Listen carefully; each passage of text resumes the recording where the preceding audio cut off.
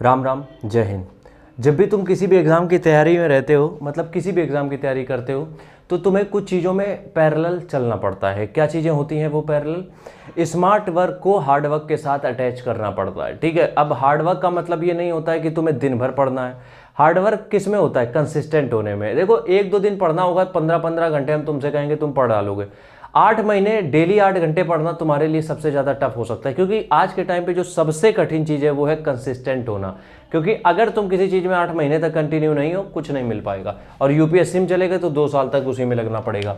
तो smart work को consistency के साथ जोड़ना पड़ेगा। हम तुम्हें पॉइंट वाइज समझाते हैं कैसे। देखो, सबसे पहली चीज़ ये समझो, कुछ लोगों का सिलेक्शन हो जाता है लेकिन उनको लग जाते हैं 4 साल। समझना मेरी बात, कुछ लोगों को क्या लग जाते हैं? 4 साल लग जाते हैं। जिनको भी तैयारी में 4 साल लग गए हैं, 5 साल लग गए हैं या उससे भी ज़्यादा टाइम लग गए हैं, हम ये कहेंगे उनसे मत सीखो। अब मेरी चीज़ें लोगों को थोड़ा सा कंफ्यूज कर देती हैं या फिर थोड़ा सा उनको डिस्टर्ब कर देती हैं, जिससे वो मेरे ऊपर कमेंट करने लगते हैं, लेकिन उसका मेरे ऊपर कोई फ़र्क पड़ता है नहीं, क्योंकि जो हमें बोलना है वो हम बोलेंगे। That's it. ऐसे ही हैं हम। ठीक है, हम किसी को नीचा नहीं दिखा रहे हैं। जो 5 बार में निकाला है उसने भी मेहनत करी है, लेकिन कहीं ना कहीं वो अपनी मेहनत को डायरेक्शन देने में चूक गया है। समझाते हैं अच्छा तुम्हें कैसे। प्रदीप कुमार, नाम यही है कि क्या है पता नहीं यार, यही नाम है। नाम हमें कंफ्यूज हो रहे हैं थोड़ा। 21-22 साल की उम्र में यूपीएससी क्रैक कर दिए पहले अटेम्प्ट में। क्यों?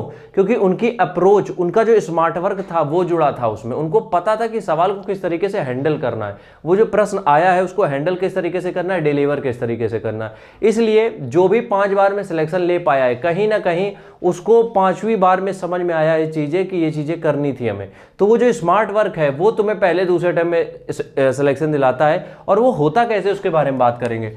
अगर तुम्हें पता करना है स्मार्ट वर्क क्या होता है, तो उसके साथ दो चीज़ें पैरेलल चलती हैं। सबसे पहले चलता है तुम्हारा सिलेबस, जो तुम पढ़ने वाले हो according to the exam pattern. और दूसरी चीज़ यहाँ पे ये होती है हमारी कि प्रीवियस ईयर।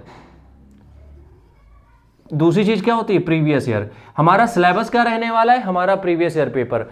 जब तुम किसी भी चीज को पढ़ रहे हो, तुमने एक किताब उठाई, तुम उसके क्वेश्चन सवाल पढ़ रहे हो, अब वही टॉपिक तुमने देखा प्रीवियस ईयर में क्या पूछे गए, तो एटलीस्ट तुम्हें आइडिया हो जाएगा कि पिछले साल में इस तरीके से क्वेश्चन पूछे जा रहे थे, तो सिलेबस में हमें इसी तरीके से सवाल पढ़ने हैं।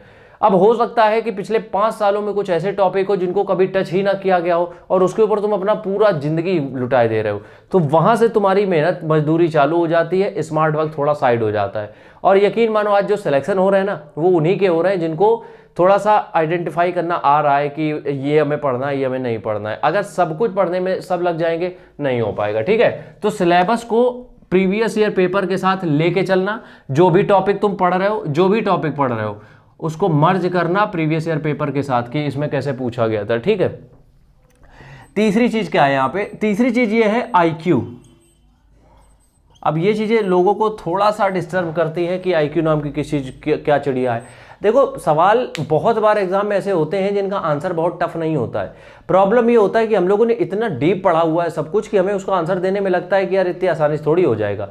तो वहां पे तुम्हारा आईक्यू काम आता है। आईक्यू कैसे बढ़ता है? कि जब तुम लोगों के बीच में थोड़ा सा इन्वॉल्व रहते हो पहले से ही, या फिर तुम जो पढ़ाई के अलावा भी चीज़ें हैं जो काम की है, मतलब फालतू नहीं, उनमें भी तुम थोड़ा सा एक्टिव हो, तुम चीज़ों में डिसीजन ले पाते हो, तुम चीज़ों को अच्छे से रिएक्ट कर पाते हो, तो अपनी बाकी की चीज़ों को भी, पढ़ाई के साथ साथ भी अपनी जो मतलब सोशल अपीयरेंस कह लो उसको छोड़ देते हैं।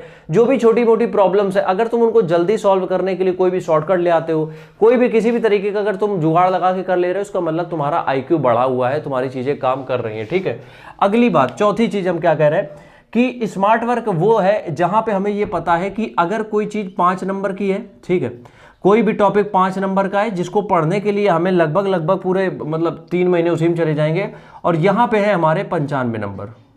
अब हमें पता है कि ये 95% इन्हीं चीज़ों से आता है, और उस 5% के पीछे हम लोगों को 75 किताबें और पढ़नी पड़ेगी। तो हम क्यों ना करें कि ये 95% को 100% बना दें। कैसे?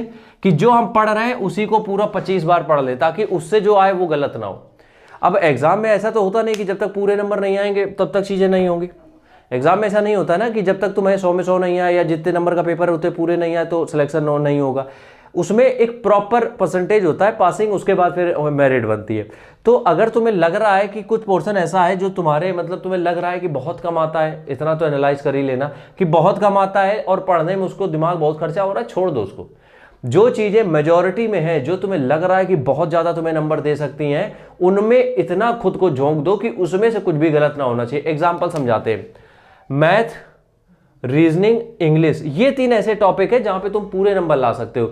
जनरल स्टडीज या जीके जिसकी बात हम करते हैं, इसमें तुम अपना पूरी खोपड़ी खपा दोगे, पूरे नंबर नहीं आएंगे। तो यहां पे हम इसको थोड़ा सा शॉर्ट रखेंगे, मतलब पढ़ेंगे तो पूरा, लेकिन इसमें हम थोड़ा सेलेक्टिव पढ़ेंगे। यहां पे हम क्या करेंगे, पूरी तैयारी ऐसी रखेंगे कि तीनों में कुछ भी गलत ना होने पाए। तो इस तरीके की स्मार्ट अप्रोच रखोगे तो सिलेक्शन भी होगा, रैंक भी आएगी। राम राम।